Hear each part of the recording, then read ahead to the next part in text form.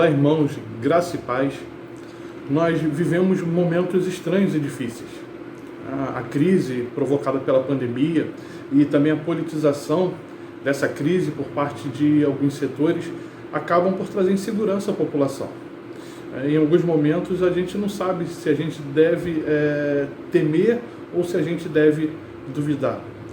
A gente recebe notícias de perda de pessoas próximas que acabam enchendo a gente de tristeza, em algum momento de terror, ao mesmo tempo em que medidas de restrição que violam direitos civis acabam provocando reações das mais diversas, como por exemplo o não uso da máscara, como uma forma de protesto, de resistência, de respeitar o distanciamento, por exemplo, o distanciamento social como uma ideia libertária de que eu não aguento mais ficar isolado, e a gente vê aí tudo isso provocando cenas que a gente tem assistido nesses últimos dias, no carnaval principalmente, coisas que a gente poderia considerar como sendo verdadeiras loucuras, infelizmente também em alguns cultos evangélicos. Mas a gente precisa nos voltar para a palavra de Deus, que é eficaz e suficiente para nos orientar nesse momento. Eu quero considerar com vocês o texto que se encontra na carta de Paulo aos Filipenses, no capítulo 4, do verso 4 até o verso 7. Ela diz assim: alegrai-vos sempre no Senhor. Outra vez digo, alegrai-vos. Seja a vossa moderação conhecida de todos os homens, perto está o Senhor. Não andeis ansiosos de coisa alguma, em tudo, porém, sejam conhecidas diante de Deus as vossas petições, pela oração e pela súplica, com ações de graças. E a paz de Deus, que excede todo entendimento, guardará o vosso coração e a vossa mente em Cristo Jesus. A carta ela foi escrita com o propósito de combater ali um problema de dissensão que havia ali na igreja dos Filipenses. E isso estava trazendo algum tipo de preocupação para os membros daquela igreja. Mas algumas orientações do apóstolo Paulo, elas são de níveis gerais. Embora a carta ela se dirija ali a um propósito específico, o que Paulo está considerando aqui nesse texto que nós lemos pode ser aplicado nas mais diversas situações da nossa realidade. Serve para nos orientar em qualquer situação. Se não, veja, no verso 4, Paulo inicia com um imperativo afirmativo para falar sobre qual deve ser a nossa primeira atitude como cristãos. Ele fala, alegrai-vos. Essa é a nossa primeira atitude. Poderíamos listar aqui vários motivos pelos quais devemos nos alegrar. Só que Paulo não diz apenas o que inicialmente devemos fazer. Ele vai além, ele diz também que devemos fazer sempre. Alegrai-vos sempre. Então, Paulo nos diz que devemos nos alegrar sempre, mas ele também nos diz qual deve ser o objeto da nossa alegria. Alegrai-vos sempre no Senhor. O Senhor é o objeto da nossa alegria. É nele que nós devemos nos alegrar. No verso 5, Paulo traz outra orientação para que não haja polarizações. A nossa sociedade tem sido tomada aí por polarizações também nas mais diversas áreas. A gente vê isso na política, as pessoas se odiando por causa de questões políticas. Familiares deixando de falar com outros, brigando nas redes sociais, se ofendendo por causa de questões políticas. E não é diferente nesse momento que nós vemos aí. Paulo vai dizer que seja a vossa moderação conhecida de todos os homens. Paulo está dizendo que o crente não deve viver de extremos, mas que deve haver um equilíbrio na postura, no posicionamento do crente. E esse equilíbrio precisa ser percebido por aqueles que o cercam. A gente precisa olhar para a situação atual e entender que precisamos continuar vivendo, fazendo as coisas que são essenciais, avaliar aquelas que não são essenciais para que a gente possa abrir mão delas. Não podemos chegar ao extremo de nos isolar quando a realidade ainda não pede isso. Nós somos seres sociais e o isolamento ele é prejudicial, ele trabalha contra a nossa natureza, leva o ser humano a adoecer emocionalmente. Em julho do ano passado, existem pesquisas mais recentes, mas elas são mais amplas. Mas em julho do ano passado, uma pesquisa apontou que houve um aumento de 32% nos casos de suicídio, né? Isso estava relacionado à questão da pandemia, de isolamento social. Idosos, né, que tiveram que se isolar de seus familiares, que não puderam ter contato.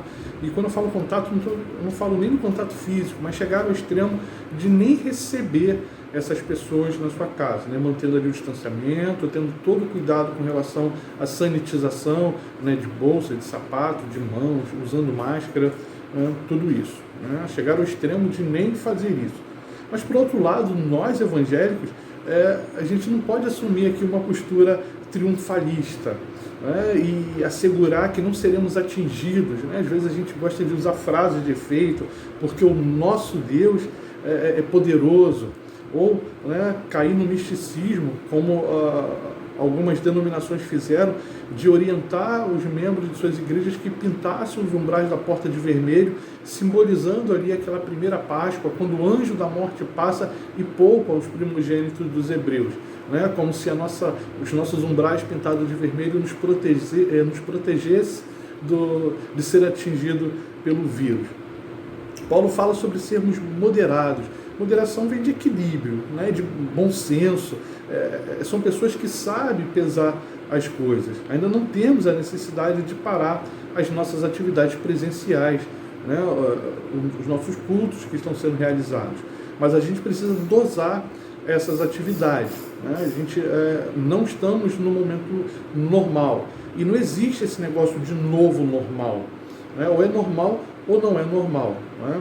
E como não está normal, a gente tem aí um cuidado, um equilíbrio de não exagerar nas nossas atividades. A gente deve manter o uso das máscaras, usar constantemente o álcool em gel, evitar gestos de afeto como apertar a mão, abraçar, beijar, nem pensar. Né? Nós somos dados à confraternização, por exemplo, né? Isso já faz parte, né? Um bom presbiteriano tem sempre uma confraternização, isso é bom, né? É reflexo da nossa comunhão. Mas são momentos em que nos expomos, né? Então a gente precisa dar uma segurada, dar uma maneirada nisso, porque a gente precisa tirar a máscara, né, para comer, para beber, e aí a gente fica exposto. Né? Além do que, diante de uma fiscalização, né, a gente tem notícias aí de fiscalização, nós recebemos aquele boletim da Prefeitura de Seropédica, assistimos no dia de ontem uma reunião entre o governador do estado com aquilo que ele chama de força produtiva do estado, ou seja, representações dos empresários, aqueles que mantêm os empregos no Rio, e também com os prefeitos, para que eles centralizem, organizem e tenham um direcionamento único com relação às atitudes a serem tomadas. Uma coisa que me impressionou e que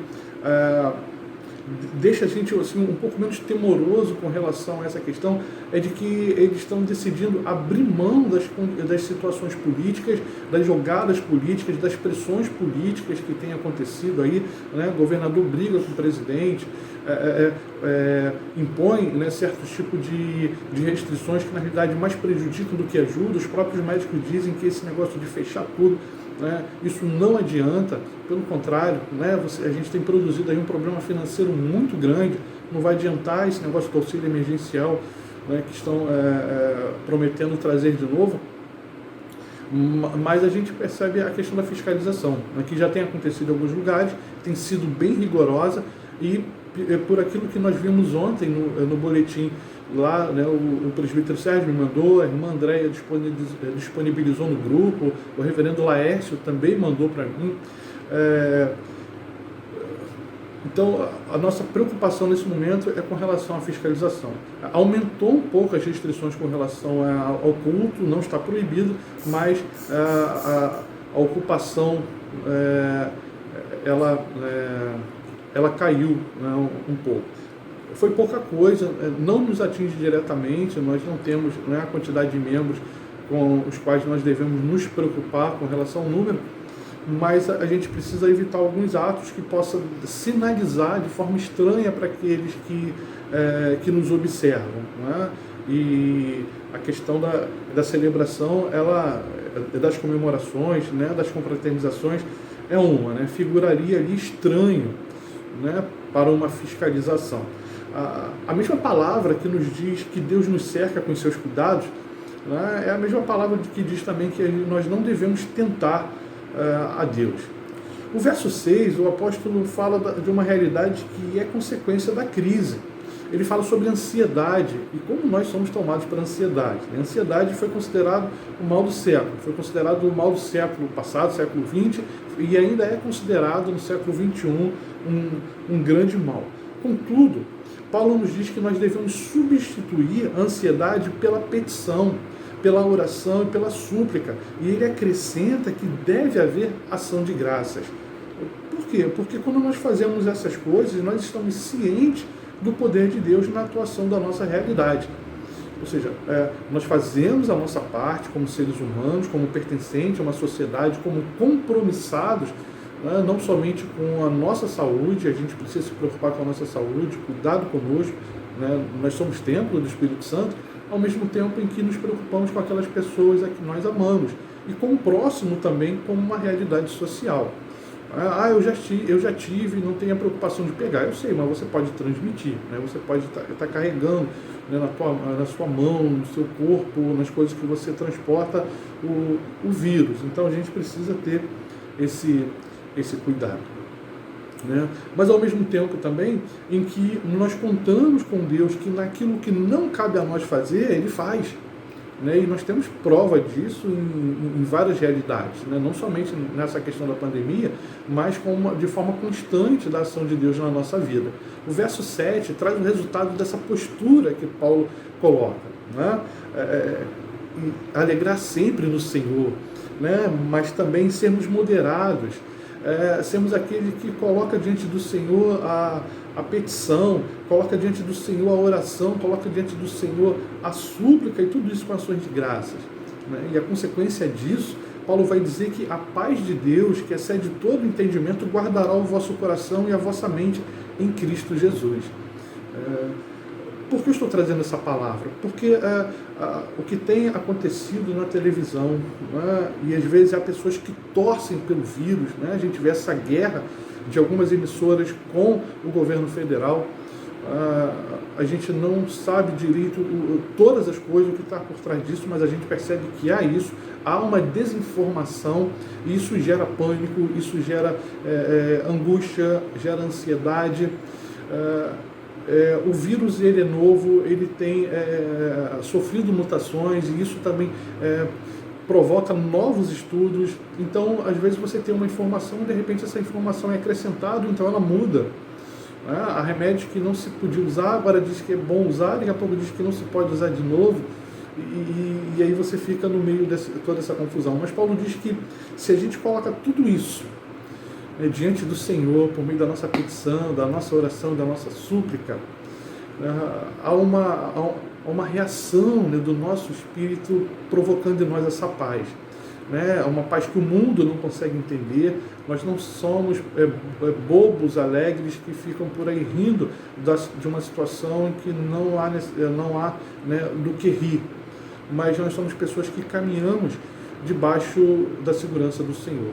Mas é claro que essa segurança também não pode nos motivar a um descuido. Eu falo, não, eu vou fazer, é o trabalho do Senhor, eu vou fazer. Eu tenho cuidado. Se a prefeitura falar que vai fechar, né, a gente vai fechar e vamos voltar para as nossas atividades online. Com tristeza, né, porque não existe culto online. O culto ele é presencial, é necessário que a igreja esteja ali, né, vivenciando aquilo, reunidos no mesmo lugar. O online é somente para suprir a falta disso. Mas se for necessário, a gente volta a isso. Mais uma vez, por causa do cuidado conosco, por causa do cuidado com aqueles que estão próximos de nós. Então, descansem no Senhor. Tomem as precauções necessárias, mas descansem no Senhor. Não se deixem tomar pela ansiedade. Porque aquilo que está determinado na nossa vida vai acontecer na nossa vida, e tudo isso debaixo do governo do Senhor. Nós temos sido guardados até hoje. Essa experiência com Deus tem sido constante na nossa vida. Tá bom? Então, irmãos, nós cremos na soberania de Deus. E crendo na soberania de Deus, nós cremos no governo de Deus sobre toda a situação, inclusive sobre a situação da pandemia. Então, tomando os cuidados, como eu disse, que cabem a nós tomarmos, cuidado pessoal que diz respeito a nós e também amor aos nossos queridos e também ao próximo. Não é necessidade de alarme, mas de precauções. Nós não devemos andar alarmados, mas precavidos, por questões sanitárias e por questões legais também. A igreja, ela, em um momento, ela foi considerada como de utilidade pública. Muitos consideraram isso, muitos governantes consideraram isso por causa daquele alívio espiritual. Embora muitos deles nem sigam algum tipo de fé, mas entendem que há ali, um paliativo. Embora para nós seja muito mais do que isso, mas eles consideram como paliativo. Só que, do jeito que as coisas estão andando, a qualquer momento a igreja pode ser considerada como disseminadora do vírus. E a gente tem casos aí recentes, bem conhecidos nossos, próximos, como de Volta Redonda, por exemplo, em que a igreja foi multada em 50 mil reais, em Curitiba, em que a igreja foi multada em 150 mil reais por causa de questão de aglomeração. E isso depende do julgamento daquele que fiscaliza. Se ele achar que o negócio está ruim, ele vai encanetar, e a igreja vai ficar numa situação complicada, tendo que, às vezes, até fechar as suas portas. Sejamos sábios, sigamos as orientações do apóstolo Paulo, tenhamos paz em nosso coração, sigamos todas as orientações governamentais, crendo que eles são ministros do Senhor, como o apóstolo Paulo afirma. Que o Senhor nos abençoe. Vamos orar. Bendito Deus, eterno Pai, nos colocamos na Tua presença e, como o apóstolo Paulo nos orienta, que seja conhecido diante do Senhor a nossa petição, a nossa oração,